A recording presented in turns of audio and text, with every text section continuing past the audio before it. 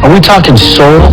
Soul here? Well, if you're asking me what happens after you die, I remind you I'm one of the least qualified people to answer that. But for now, let's think of soul as life energy. We've encountered creatures who feed off that kind of energy before. It's a parasite. It feeds off the misery caused by the contract and then consumes the signatory once the contract comes due.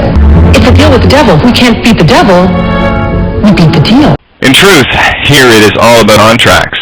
Unfortunately, most people stop at the physical aspect of what a contract is, thinking it is just a piece of paper or an agreement made in writing without ever considering the intent.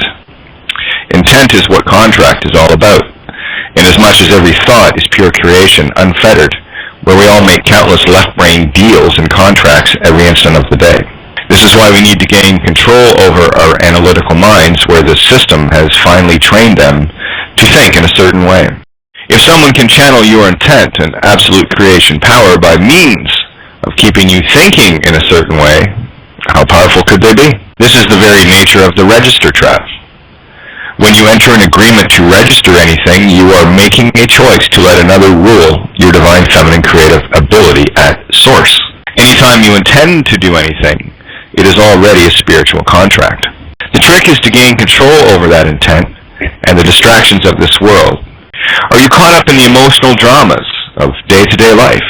And if so, then your mind is owned by the illusions. To the word name, there's that not-applicable magnetic electric, right? M-A, not applicable, me, M-E, magnetic electric. More and more layers, just to show that the size of the cosmic joke and how blatant this is once you start breaking all the rules, using all the rules. What most people miss out on is the fact that anything you agree with at all, you are in a spiritually binding contract. If you are in agreement with anything or anyone, you are bound under universal, natural, spiritual laws, and are thus in contract with whatever your agreements may be, and bound to those you are agreeing with.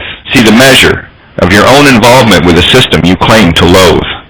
The physical realm is the effect, and the spiritual realm is the cause, where the vast majority of people only see things from a body-stuck physical viewpoint, and are as a result doing it all backwards, to the glee of the ones that control the system's intent.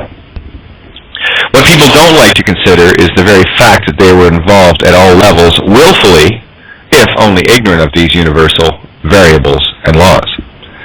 While we continue to agree with commerce, we will be at full effect to those that control the money. Another aspect that people don't get is the sheer polarity that they live in. When one considers something evil and only evil, they are polarized and off-center and will never see beyond the duality of being polarized. It is only when we can see both good and evil in everything that we begin to see things as they truly are at all. Remember this, that which you agree with, you are in full contract with.